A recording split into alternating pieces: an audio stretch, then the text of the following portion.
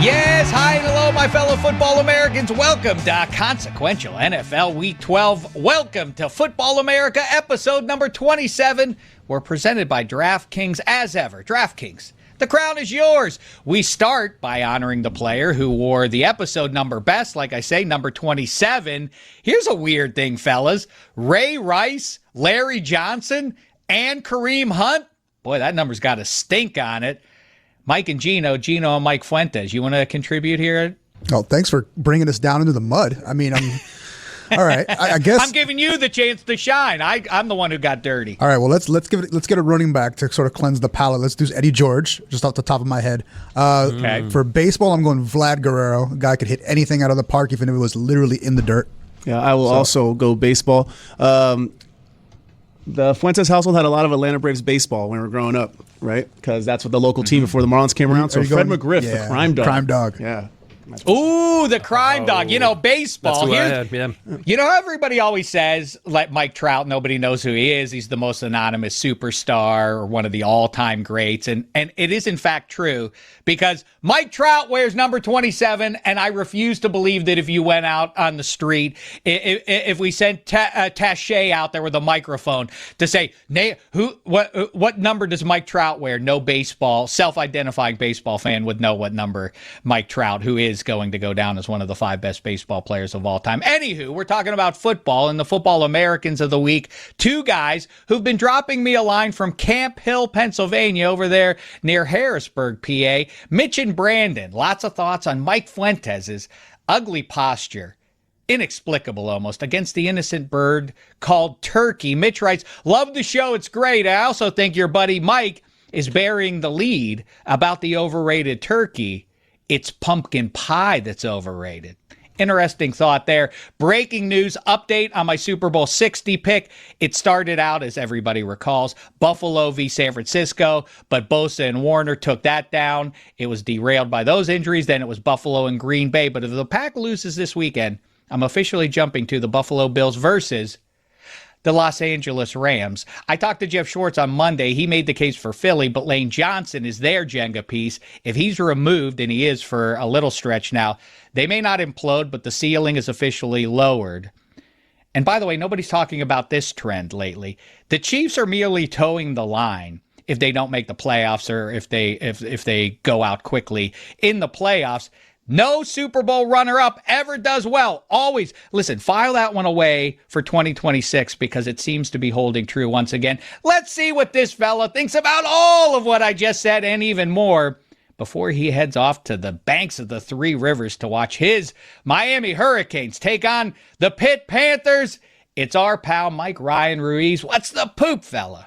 Thank you for having me here on Football America. Really excited to join this week because it's yet another platform that I could espouse my propaganda about the Miami Hurricanes and this unjust CFP committee. I asked you I was hoping you would join us before I even knew of the firestorm that you were about to start. But man, you're all over social media and beyond, campaigning basically for the Miami Hurricanes. And I thought, Mike, as the world's greatest advocate for the 20th century system, which was all hash settled on New Year's Day, 5 bowl games, the 10 best teams, by the time you put your head on the pillow, sad as you were, because you knew when you woke up it was time to go back to school, grim reality.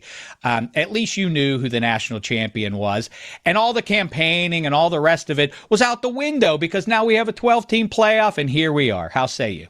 Well, I think the only issue with that is these huge mega contracts incentivize these corporate partners to really tout just specific conferences. And I don't know if teams like Clemson would have had a shot in the previous system to be national titles, to be national title winners when you consider just the daily thudding over your head about SEC, and now the Big Ten right up there with the SEC.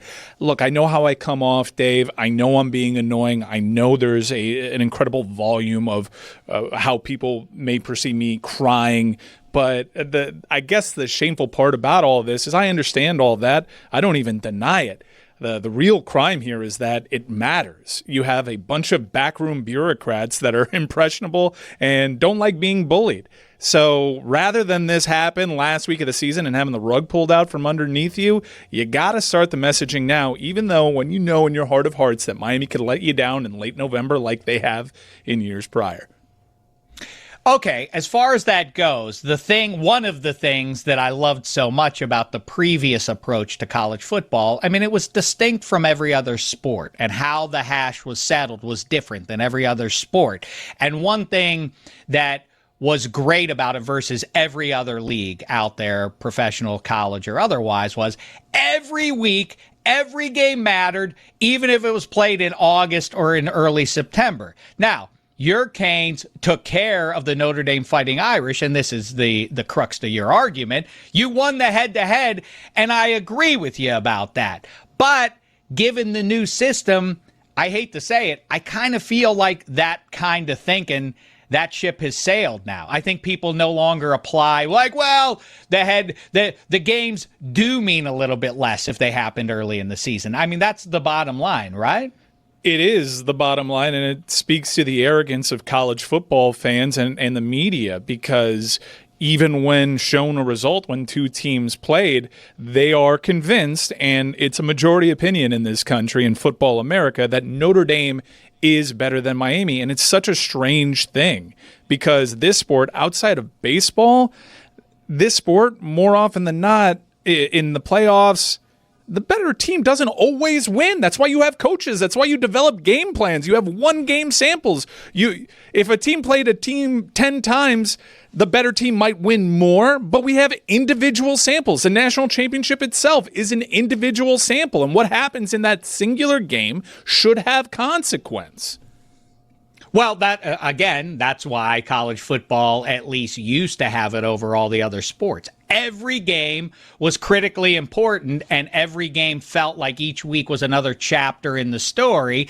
And if you dropped, no matter where in the novel you dropped a game, you no longer controlled your destiny. You no longer had claim to being in contention for the top spot until someone else dropped a game. That's kind of no longer true. As far as the SEC touting and all that goes, take a listen here. Mike, do you have the clip of Paul Feinbaum earlier this week trying to make a case for the SEC that I just plumb didn't understand? Not to sound like I'm waving the SEC flag, is that the SEC week to week is more difficult. And if you look at what Alabama has done, I mean, they played 4 straight highly regarded and ranked teams, where Notre Dame's cherry picking. Yeah, I mean, I give Notre Dame credit for going to Miami and playing Texas A&M. They also went to Arkansas, which is at the bottom of the SEC. But they're really claim to fame right now are those wins over Miami and Southern Cal. They don't have the grind that the SEC has, and I think that's where some of this SEC bias perception comes in. But come on down to the South and try to deal with the schedules and see what your record is, and I guarantee you it will be inferior to the SEC records. I mean, no real surprise there, Dave. He's the chief SEC propagandist. But again, to the smugness of the college football fan and media, we've been chipping away at this SEC narrative. I've been trying to do it. I feel like I'm tilting at windmills a little bit because it's not the same. I would readily admit 10 years ago that certainly was the case. But you got smacked in the face week 1 with a cellar dweller in FSU beating Alabama, the creme de la creme, the gold standard in the SEC. And that is absent from any discussion. I don't understand how we all just subscribe to this notion that SEC is top dog when you're confronted with a result like that. That game wasn't close. FSU on a football field was loads better. We're not talking about a one-possession field goal, late game execution. They were much better. I know teams evolve. I know teams get better and worse as the season goes on. But again, results are supposed to matter. If you just jumped in this season and took this season for what it was worth, which is what the committee should do, which is what college football fans should do, and not attach any of the baggage from previous years, no one would think the SEC is as dominant as they're portrayed on television to be. That is exactly right. And that is the portion of your argument that I agree with the most. We have been the repetition of it just means more and all that crap. And I get it. Alabama and Georgia have won and I guess LSU, you can put them in there too, have won the lion's share of titles, way more than any other conference. Obviously, also, we shouldn't ignore the more recent history of what the Big Ten's done when the tournament gets going in whatever form it is, whether it's 4 teams or 12. And beyond, but the pap, the hooey and applesauce of Feinbaum, and this is what they always go to is, you saw it last week when A&M was getting challenged at the half. The case would immediately be like, see, it just shows how good the SEC is. It's so deep. It's so, you can never take a week off. And Feinbaum's point there is, hey, what, you're knocking Bama? They just beat 4 ranked teams, highly regarded. Who regarded them highly? Who talked them into, on some level, the record does some of the work, but also some of the commentary from high-profile media people puts teams like Missouri in play. Is Missouri now still a highly regarded team? Are all those ranked teams from that were ranked a month ago, are they still highly considered? Do they still deserve, to your eyeball, do they still deserve that high ranking that they had before they lost the game? Of course not. The idea that if you put Ohio State or Notre Dame or another high-end team or Oregon, let's throw them. If you threw them into the SEC, the idea, your results would be way worse. You wouldn't be able to. What's the implication of that? That you would have a record that Oregon would have South Carolina's record if they had to play that schedule? They would be good. They would have about the same record as Alabama and Georgia, and those teams do right now, and pretty much every year. The argument is all predicated on jive, as far as I'm concerned. As if we haven't seen Missouri, Oklahoma, and Texas just dropped into that conference and have serious success. You mentioned the ranked wins. Right. They cook those books. Half of Alabama's ranked wins are over Tennessee and Mizzou. Neither of those teams have had an FBS victory against a team that is over 500. They cook the books from the bottom of the rankings to elevate the bona fides of the teams up top. There's no reason SMU shouldn't be ranked. That was a CFP team last year. I guarantee you if they had an SEC logo, they'd be ranked right now. But instead, you have everybody reverse engineering arguments to avoid the unavoidable, which is Miami beat Notre Dame in a football game, and that is what was supposed to be the number one tiebreaker, and then you get into quality losses and quality wins and SOS and SOR and SAG and all that. If you don't have a head-to-head matchup, it's lunacy. Well, let's be honest. Let's not jive ourselves or anyone listening to us right now. The fact of the matter is, you go through all those computer-generated assessments of teams. It all takes a back seat to, come on, you know who's better. Yeah, I know that team lost, but come on. You don't think Notre Dame would beat Miami if they played them right now? That's not the argument. That's not the way it's supposed to theoretically Who would be structured. favored? Who would be favored if those two teams played? I don't know. Maybe Notre Dame. They were favored the last time they played, and how did that work out? What else do we have? The worst one ever, and then we can move on a little bit here, and we'll talk some pro football. But I get where you're coming from with this. The worst one ever, when it was only a 4-team tournament. Wait, or was it 2? No, it was a 2-team tournament, I guess, at that point, was when they put head-to-head after LSU beat Bama in Tuscaloosa. It was still just the 2-team tournament then. Mm-hmm. And Andrew Luck's Stanford was good, and Brandon Whedon's Oklahoma State had only one loss, and that was amidst tragedy on a Friday night and everything else, as I recall. But LSU beat Bama in Bama's house, and the excuse was, well, I mean, the kicker for Bama missed 3 field goals. We know that they probably would have won the game if it weren't for that. So they put Bama and LSU back in the national championship game. Zero logic behind that, other than, well, come on, Alabama would beat Oklahoma State. Yeah, I also think that if you had put the Cowboys in the Super Bowl against the San Diego Chargers way back when, they would have beaten them too, except that they lost the previous week to the 49ers, so the Chargers got to go because that's the system that is available, just as college football system should mean head-to-head rules over everything else, and it doesn't. But what I will say, trying to lean into the reality, for better or worse, that we're living in right now, you've now set yourself up for this. Oh, yeah. With your pounding the table. Let's assume you beat Pitt. Obviously, if you lose, you have no case. Quite the with 3 assumption. losses. Oh, if we lose, I just go into a hole. Well, this is a must-win game, according to Pat Narduzzi, as opposed to the Notre Dame game. But you have to also now, if they have it both ways. It's like, well, that doesn't matter that you won head-to-head against your competition at the start of the season. Now the yardstick is, do the Canes beat a common opponent on the same level? Did they pound them the way the Irish just did? Because apparently November means more. You think common opponents matter? Miami beat a common opponent in NC State by more. Miami beat a common opponent that Alabama had in Florida State by more. They dominated that game regardless of what the final score said. It doesn't matter. What matters is people's preconceived notions and agendas, Dave. To the pros we go.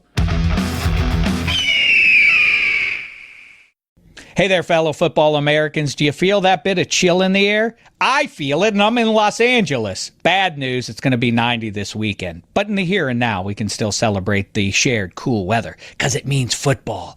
And from tailgates to watch parties, there's only one beer to pair with fall and football. I'm, of course, speaking about my beloved Miller Lite, the light beer that's been the one for beer lovers like me since 1975. I wasn't drinking it in 1975 because that would have been against the law, but you take my point. For me, it's still the go-to every time. Why? Because Miller Lite is the great-tasting light beer for people who love beer. It's brewed for taste and it's been trusted by beer lovers for 50 years. I've mentioned I'm one of those beer lovers, yes? Miller is the kind of beer you can drink from kickoff to the final whistle without missing a beat. It's the smooth golden flavor that somehow feels like football season with the iconic golden color and the malted barley. It's not too heavy. It's not too light. The perfect addition to a football Sunday. You know what? I go the extra mile. I drink it on football Saturdays, too. Fun fact, football Mondays. Whether it's a crowded bar or kick back on the couch, it's the beer I reach for on any of those days I just mentioned, and or all of them. Miller Lite, great tasting, 96 calories. Go to MillerLite.com/FBA to find delivery options near you, or you can pick up some Miller Lite pretty much anywhere they sell beer. It's Miller time. Celebrate responsibly. Miller Brewing Company, Milwaukee, Wisconsin, 96 calories and 3.2 carbs per 12 ounces. Hi and hello, my fellow football Americans. Another quick detour away from pro football because I want to talk about the NBA. As you know by now, it's underway, and DraftKings' newest game, Pick 6, is the easiest way to play for your shot at big wins in pro basketball. NBA stars are lighting it up. Now their numbers aren't just highlights. They're your shot to cash in. Here's how it works. You just pick more or less on 2 or more player stats. The better your picks, the bigger your payout. So nail your picks tonight and don't just win, stack up those payouts. New DraftKings customers get $50 in Pick 6 credits with just a $5 entry on your first pick set. Don't just watch basketball, pick, play, cash in. Download the DraftKings Pick 6 app now and use the code Dameshek. That's code Dameshek, Dameshek. Look who can spell his own last name. Play just $5, get $50 in Pick 6 credits. Make the call, ride the upside in partnership with DraftKings Pick 6. The crown is yours. The other thing I'll say is, and you'll take this as a shot and I don't mean it, I do think that the it means more thing is the U is obviously one of the fancy pants halves of college football. The perception is a little different, though, because when people see those empty seats and stuff like that in the pro football stadium in which they play their games, I think that has some weird impact on people. Is there anything to that or no? It does. I think Miami is a victim of something that they've deserved right now is people look at that SMU result particularly and say that's confirmation bias. They fooled you again. They're all talk. They're no action. And our preseason rankings are now justified because we underrated them. So I hear you. I'm not going to do the context thing of, well, there's empty seats because they play in a 70,000 seat stadium. But ultimately, they have to win the games. And for me, that's always been the thing. Even when Notre Dame was ranked ahead of Miami initially, I agreed with that. Miami had to show that they are not the same old Miami. We're halfway there, though. We're halfway to the 4-0 portion. And right now, they look like a changed team with a changed offense. At what point does Miami get to be a different team since their loss? The same way that Notre Dame is a different team after their 2 losses. Well, here's the good news, and then we'll move on, is The thing that people sort of ignore is what's on the near horizon. Between now and the end of the conference title games, a lot of that hash is going to be settled. A lot of the teams that may rank ahead of you right now are going to lose games because they have to play other teams that are ahead of you right now in the standings in both the college football playoff and in the AP. Super weird to look at those side by side. That they still, the AP poll is here. That doesn't matter though. Even though it almost lines exactly with the college football playoff, it is annoying to me, and it's a little less satisfying than it used to be, although more football is more football, as Big Cat said once, and I guess I have to agree with that.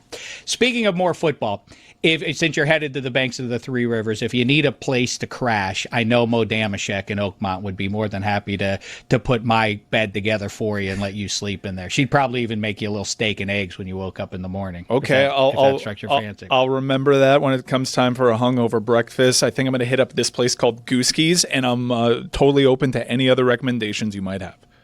Oh, I'm going to send you a laundry list of recommendations. Pamela's is kind of the famous place to go, but downtown there are a number of good breakfast joints. I don't know when Pittsburgh became the breakfast capital of football America, but that's how I see it right now. Let's do drip drill before time runs out on us here.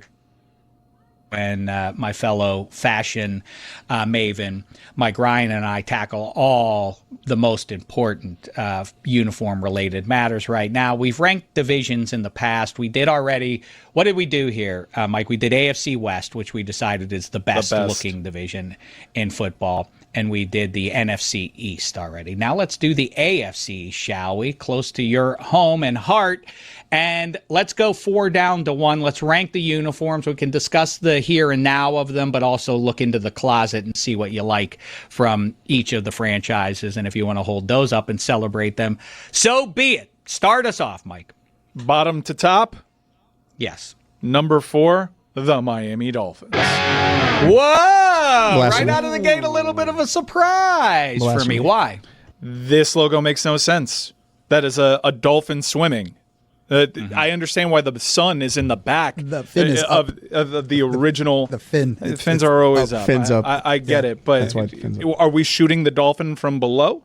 Is that what we're doing? That's the only way that you can have the dolphin swimming in this motion that is highlighted on the helmet. I like the helmet inception of the old dolphin helmet. It's a dolphin wearing a helmet. It's a helmet within a helmet. On a helmet. On a helmet. But at no point did the Dolphins ever wear the helmet that the dolphin was wearing. That's a good point.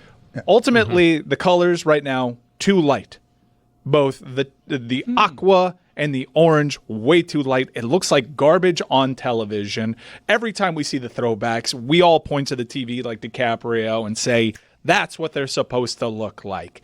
It is too light. It has been going on for too long. It really hurts the contrast of the games in this division in particular. I hate these uniforms. I was with everybody. Yeah, the late 90s alteration, that needed a facelift.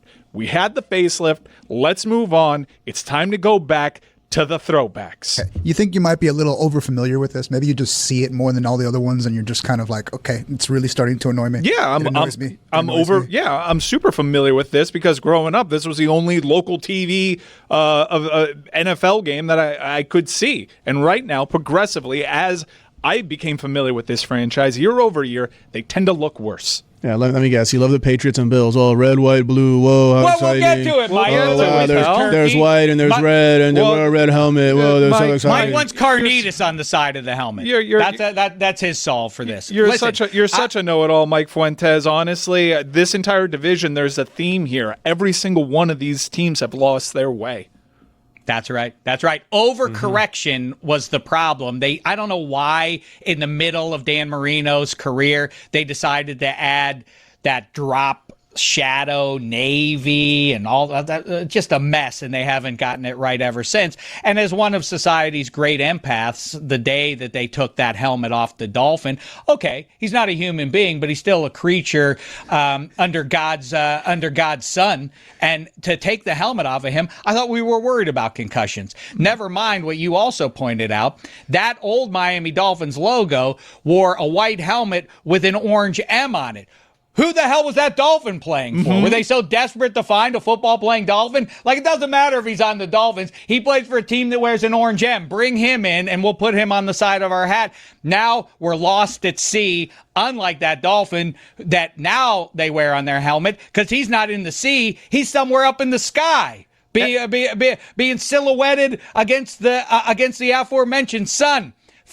Go back to the old uniforms. But my number 4 is similar problems, because they should just go back to the old way. The New England Patriots. Flying Elvis sucks, but okay. You made the change just before. You had the royal blue version with Drew Bledsoe, then you transitioned into the Navy one. I didn't mind those. Elvis. I'm sorry to admit. I know you're a Pat the Patriot guy. Their 90s rebrand worked for me with the Pat the Patriot on both shoulder pads. I kind of dug them. I didn't hate him. Yeah, Ben Coates and all of that, iconic down in that rainy Orange Bowl game. I remember that one. Forget that. Stone Cold Steve Austin, the 316 jersey. Mike Fuentes, you know about that? You know about the Stone Cold Steve Austin 316 jersey? I do know about the Stone Cold 3. Google that. Yeah. It's a fascinating philosophical debate that I think Bob Kraft and Tom Brady should be called in to participate in. I have taken this to some high-profile New England Patriots of the 21st century, and they've agreed with my posture on this. Okay, it was a bad move to go to dump Pat Patriot, the red with the white hat, with the Patriot snapping the ball betwixt his legs, in favor of Flying Elvis. But you did it. And then you won all them Super Bowls with Tom Brady. When Tom Brady left, that was the perfect opportunity to say that era now stands alone, not just in New England, but for all of pro football, for all of time. Now we're going to go back to our old way and reintroduce Pat Patriot. That would have been a lovely move. Now they're stuck with this mess, and they're really bottom of the barrel in pro football, in my opinion. They're really in the bottom 5 worst uniforms. It's not a mess. They need to keep the silver helmets. Even dating back to when the Colts were in this division, what do all these teams outside of the Patriots have in common? Those lids. They're all white lids. Right. You need the contrast. So I actually like the Flying Elvis Patriot helmet. You need some contrast in this division. I'm a little underwhelmed by Pat Patriot, though I understand your affinity, but that when you close your eyes and you think of the New England Patriots, for better or worse, Dave, you think of the Tom Brady uniforms. I get it, but I also think of Steve Grogan and his neck roll and Champagne Tony. You're going to have to get over that. You're going to have to get over it. Too many white helmets in this division. Too many white helmets.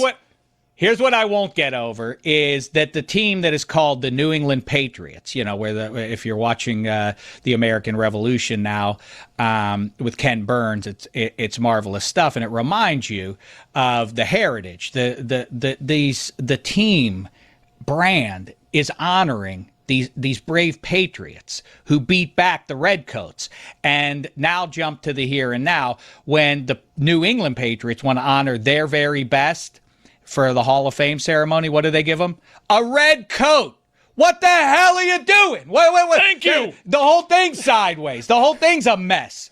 At number 3 for me, I go Dolphins, so we'll flip it there because of the beauty that they're hiding away in their closet inexplicably. Who's your number 3? My number 3 is the New York Jets. Lost their way. They had it right from the jump. I hate what has become of this. It is the weird Nike-fication of the jerseys where, hey, for this re-imaging of the uniform, let's put the city on the chest because our market research says that's what fans like. I don't think it impacts sales whatsoever. This is a lazy design right now. They kind of try to correct it by making it even more throwbacky. I understand. We're sick of the white helmet thing in there. Change it up. This is a franchise, Dave, that kind of their thing is to reimagine their uniforms. But when your most successful look is that late 60s look of the New York Jets, and the time you started becoming relevant was when you tapped back into it. I'm a big believer of when you close your eyes, what uniform do you picture? When you think of their best moments, what's the uniform that comes to mind? It's that Joe Willie Namath running off the Orange Bowl field, holding up the number 1. They got to be in that look forever. That's exactly what I'm getting at, or the opposite of that with Brady. They did their work in that era, but you can leave it to itself. But where the Jets are concerned, The best it's ever been was way back in 1969. Better go back to that, because what you've been doing since ain't worked. Nope. It's obvious to me. And by the way, aesthetically speaking, the green is okay. As you say, it's simplistic. It's a little lazy, and the white with the cool green on the arms, that was a better look anyway. No matter who was wearing it, Chad Pennington or otherwise. That, by the way, is my number 2, even the green one, in a division that I think has mediocre options here for the most part. Who's your number 2? Well, I think through process of elimination here, we already covered the Patriot. I could skip to number 1 here. I think you and do you and I have the same number 1? Do we? Nobody circles the wagons like them. It's the Buffalo Bills. I think any look that this team has had outside of the early 2000s Peerless Price Buffalo Bills, where they tried to infuse it with some weird powder blue, and then they had the Travis Henry jersey where just the shoulders were navy, that was bad. But outside of that uni set, every single one of these uniform sets makes sense to me. I like the reintroduction of the red helmet. You and I have already gone back and forth on this. I understand they're a white helmet. If we get the rest of this division right with the helmets, we can keep the white helmet and just use the red as an alternate. I get you, but this is a classic uniform, a classic colorway. Can never go wrong with the Buffalo Bills.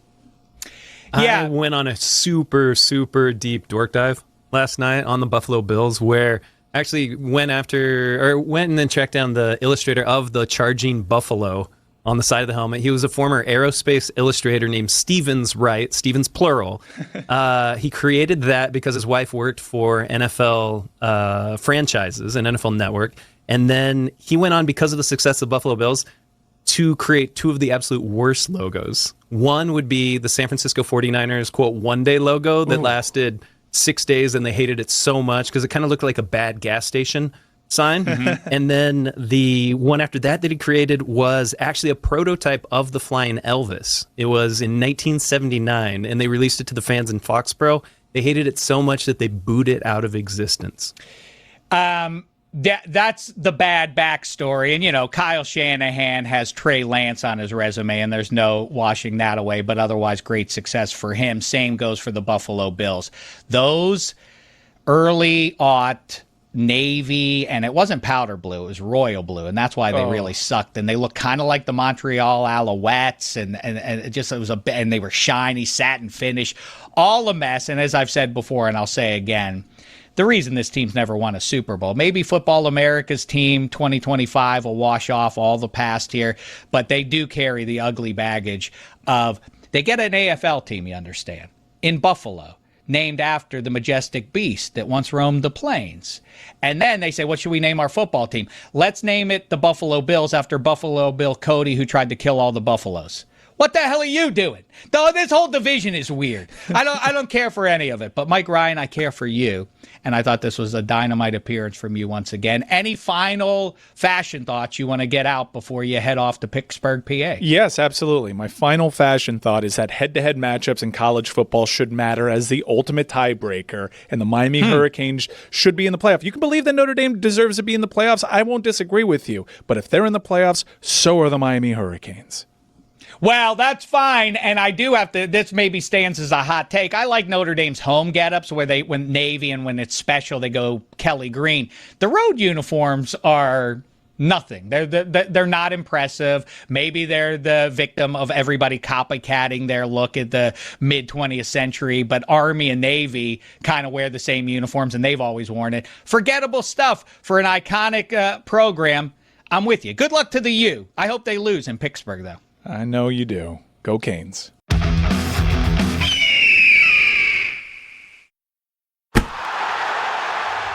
All right, now it's time for the Pick Six, presented by DraftKings. DraftKings, the crown is yours. All right, no more jive, Mike and Gino and Mike Fuentes. It's time to win the $1 million. The time for talk is over. The time for action and winning. And I'm going to start with my 3 touchdown scores, guys who will find the end zone with their legs or with their hands. I don't know why I said it that way. They're going to catch or run a ball into the end zone. Starting off with the premier touchdown maker in 2025, Jahmyr Gibbs. Derrick Henry is on a nice little roll himself. He's going to find the end zone at least once. And so, too, will Jalen Hurts, a great touchdown maker with the help of somebody pushing on his bum from behind. Then I have a trio of guys who are going to throw at least 2 touchdown passes. I'm going fun here. Dak Prescott against the Eagles. He's rolling with Pickens and CD. Then Kirk Cousins. He's going to throw a couple for you. He's got a good matchup to do that. And lastly, Shadeur Sanders. 2 touchdown passes. It's the Raiders after all. He might also throw 4 or 5 interceptions, but that's not what we're talking about here. Mike and Gino, how say you? There's some spicy stuff here with the quarterbacks. Yeah, I thought so. I thought that would be fun. Cousins and Shadeur. All right, I'm going to take Shadeur out. Just that's the first order of business there, and then I'm going to do. Fine. Okay, I mean, I have to take one out, right? We're trying to win $1 million. Yeah. Yeah. Okay. So then I'm going to go Travion Henderson, just because he's been on fire lately, and he's in Cincinnati, and Cincinnati's the worst run defense in the league. So that's going to be my pick. Great. Yeah, I will be perfect. Grabbing Kyron Williams against Tampa Bay Buccaneers because that defense is not that great. I will also be removing Shadeur Sanders because I know we're all really low on the Las Vegas defense because they just got absolutely dominated by the Cowboys. Cowboys offense, a little bit better than Shadeur Sanders and the Cleveland Browns, I would say. So that's my pick. Shadeur out, Kyron, and enjoy your money. I hear your noise, and I'll make both of those changes. But for the record, that also happened because the Raiders' defense sucks.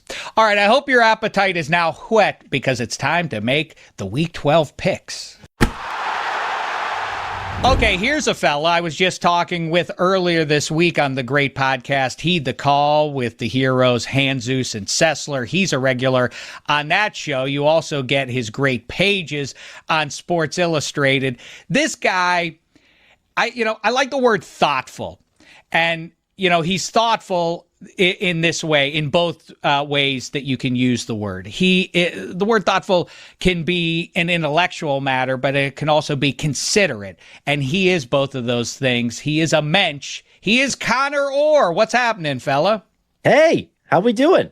I'm doing just fine. Better for having drafted the people in football who we'd most like to share the Thanksgiving table with. That was a good conversation. I took Jalen Ramsey, but you didn't want him there because of the spit. I don't want to get into the spit thing, but Connor, you think that suspensions for spit go too far, right? I have now been pigeonholed as the guy who is okay with being spat on, and I want to just clarify that. So I'm glad that I'm here.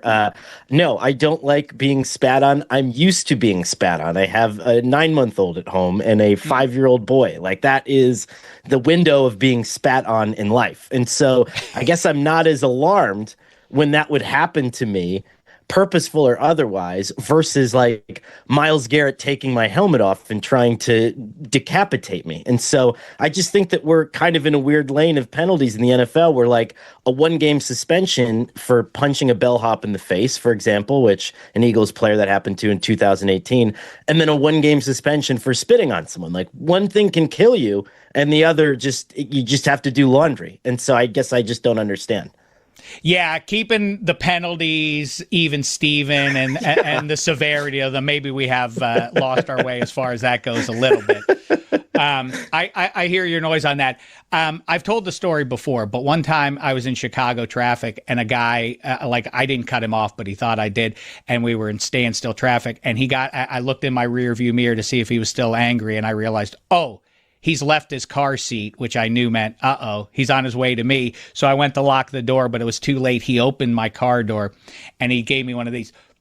He spit, but he made the noise spit, and I felt the wind, but he didn't actually spit. And that left me in a tough spot. Like, am I supposed to get out of the car now?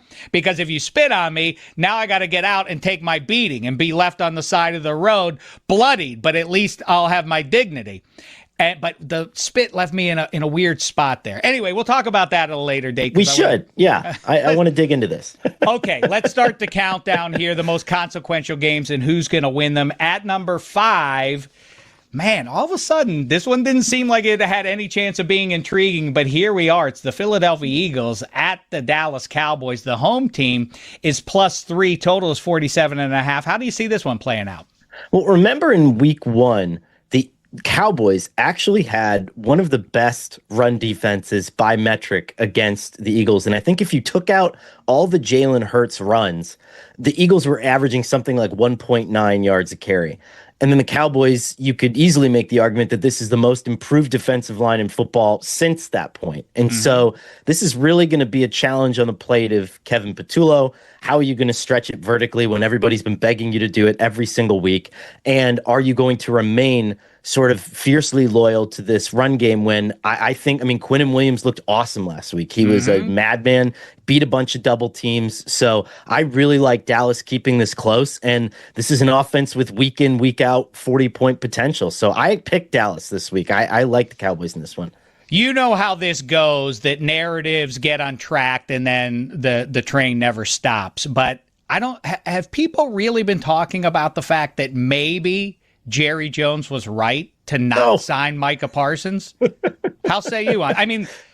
Quinnen Williams isn't as dynamic, of course, but they've kind of landed clean on the other side here with a chance. If they beat the Eagles, now we're really talking about them going into Thanksgiving against the Chiefs. Landing clean on the other side is the right way to put it. It's like, remember in Toy Story when Buzz tries to prove that he can fly and he bounces off a bunch of shit and then lands and everyone's like, oh my God, he can. It's sort of like that's what happened with the Cowboys trade, because at first, remember, it was this long game where it's like we're planning on building a roster for the long term. And then like all these flips and gymnastics. And then this old man comes down and is like, surprise, I got 2 30-year-old players and a first-round pick. And everyone's like, yay, he won the trade. And it's like, did he? Or did he just get a little bit drunk in between and kind of make it work out somehow? Because I would respect the Cowboys a lot more if they surrendered 2027 equity. I think if they ended up with 2027 equity, that's the draft that everyone's looking at. That's going to be like the Jim Kelly, Dan Marino draft, right? And he's not really well positioned there. And so for me, it's like there's no plan here, but you did come away with 2 nice players that are maybe going to marginally upgrade your roster over the next 2 years. So whatever. If you want to say you want it, you want it. I will say, here's what I will say, the thing that is ironic, given if you looked at this a month ago, the position advantage or the matchup that is fascinating, you might go Cowboys defensive front against the Eagles offensive line minus Lane Johnson. I'm going to take the Cowboys because Dak is having a great year with CD and George Pickens out on the field. The Steelers didn't need George Pickens. Let's move on. I'm going to take Dallas, like I said. At number 4, Minnesota and Green Bay Packers giving 6.5, 41.5. Packers really need it, but it's as close to a must-win as you can get for the Vikings. I agree, and I like Minnesota in this one too, because when they know that you're compromised on the running game front, or at least they have a reason to believe that you are, and Green Bay still hasn't solved the loss of 12 personnel. They're down a tight end. They're experimenting with a lot of different things. Christian Watson kind of bailed them out with a couple of big acrobatic catches, but that's not a game plan. That's not something that you work on during the week, and you're like, okay, great, we're going to have a bunch of these on Sunday.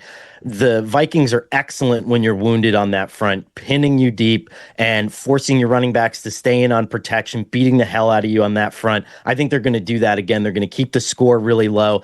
And J.J. McCarthy's fine on scripted drives, so if they can keep it under 17 points, I think the Vikings win this one. I don't declare him a bust just yet, and I am going to stand by my Packers for one more game, as I said earlier. I'm going to take them to win this game and cover. If they don't, they're out as my Super Bowl 60 pick. Last chance for you guys. Know that. The pressure is on. Buccaneers, Rams. Rams laying 6.5. 49.5 is the total. How say you, Conor Orr? I love the Rams in this one because I just think that there's no team in the NFL that can do what they do at this point. They are, my Transformer knowledge is a little bit dated, but whatever the coolest Transformer was when we were kids, that is it, right? They can pass out of the heaviest formation in football and then run out of the lightest formation in football, and they're equally proficient at doing both of those things. And as good of a coordinator as Todd Bowles is, I don't know how you game plan around that, and I'm eager to see him try. So if anyone can do it, it's him, but I don't think he will. Yeah, the Bucs have come back down to earth. People were so busy talking them into being a Super Bowl contender that they've kind of ignored the reality of that team of late. Mike Fuentes, who is the best Transformer? It depends. If you're like a everybody loves a bad guy, so you'd probably say Megatron. Megatron. Right? Megatron is probably the coolest sounding one. Not Calvin Johnson, obviously, the comic book character Megatron. Starscream. It's pretty good. Starscream is a cool name, but the character was kind of beefy with Megatron all the time. Optimus Prime, obviously, a good guy. Bumblebee has probably risen through the ranks for kids because Bumblebee had his own movie with Miss Josh Allen. She was in it. Mrs. That's Josh like Allen. making movies out of Hawkeye. Though. Yeah. No one who cares? He's not powerful. But he still got his own movie. He still got his own movie. An 18-wheeler against a fighter jet. Well, Man, but guys that was always are the problem. That was always the problem with the Transformers. They were like everyday stuff that no one cared about. Of course. Well, what the other thing is like an Apache death helicopter, right? Oh, that's cool. Megatron turned into the gun. That was kind of weird. You're forgetting Grimlock though, like a flying Tyrannosaurus Rex. No, but see now you're like into like the dinosaur one and all this crazy stuff. Talking about the OGs. Yeah, but that's the correct answer. Nah, but now you're getting too far into the lore. You're getting too. You're talking ball. Yeah, you're like coming in. This is like you bringing Canadian football into this. Like nobody cares. Like no, like listen. Yeah. Captain Alouette. Bring it. Let me tell you something. Both of these teams at number 2 better not lose this game, or they're in some real peril. Colts, Chiefs, home team laying 3.5, total 50.5. Conor Orr, how say you? I think this is probably here's how I'm going to say this. This is the last time that I pick the Chiefs because I feel like I have to, right? And then after this, if they get blown out by the Colts, I'm going to abandon that because I was way too late on the Patriots bandwagon where even that last year where Bill Belichick had like Joe Judge as his offensive coordinator, I picked him to win the AFC East and I got made fun of on like every sports morning show in America. And they were right. The team finished with like 4 wins. But in my mind, I kept thinking I have to pick them because of the New England Patriots. This is my last game doing this with the Chiefs. Like I declare it, and if they lose, I'm completely done. I'm demystified. They're just like every other team, and I'm done with it. All right. I mean, we did talk about that. Maybe the Eagles just sort of melted the mystique in that Super Bowl, and they're just not the same ever since. Okay, number 1. It's the Pittsburgh Steelers at the Chicago Bears. Somebody told me that the Bears, not that this has any relevance in 2025, but in Soldier Field are 11-1 against the Steelers. Sheesh, that's weird. Bears laying 2.5, 45.5 is your total. Conor Orr, choose. Rodgers or no Rodgers, I think the Bears win by at least 2 touchdowns. I think they're that good. Caleb Williams has been so good at evading sacks. And I know that you're saying, well, we got TJ Watt, we got all these guys, and they've done a great job. I didn't say that. You're saying. Yins is putting words in my mouth, dude.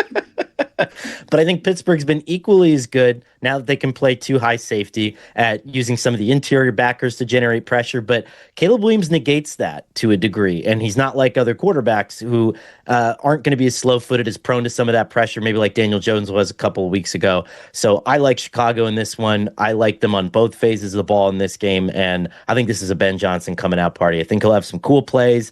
And I think we're going to leave this one talking about like, wow, what's Pittsburgh going to do after this? Well, I agree with that. And the other thing I think we'll take away from it is, really, it may end up meaning the demise of Mike Tomlin because they have 4 heavyweights still upcoming. They really might finish with a losing record. But Ben Johnson proving what I said a couple of years ago and keep saying, maybe the play caller is more important than the guy at the trigger at this point. There are a number of examples of that kind of prove that there is some smoke to that notion there. Conor Orr, we appreciate you making the time, especially with the little ones under your roof there. You're the tops, man. You make the show better for us. You're the best. Thanks for having me on. There he goes. Conor Orr, read his pages on Sports Illustrated, hear his words on Heed the Call and the Sports Illustrated podcast that he does. Both great. There he goes. Here we go, too. Out the door. I hope you're now feeling better and right to make the right picks for NFL Week 12. We'll be back on the other side of it to help try and make sense of it for you. Until then, thanks so much, my fellow football Americans. It's been a thin slice of heaven.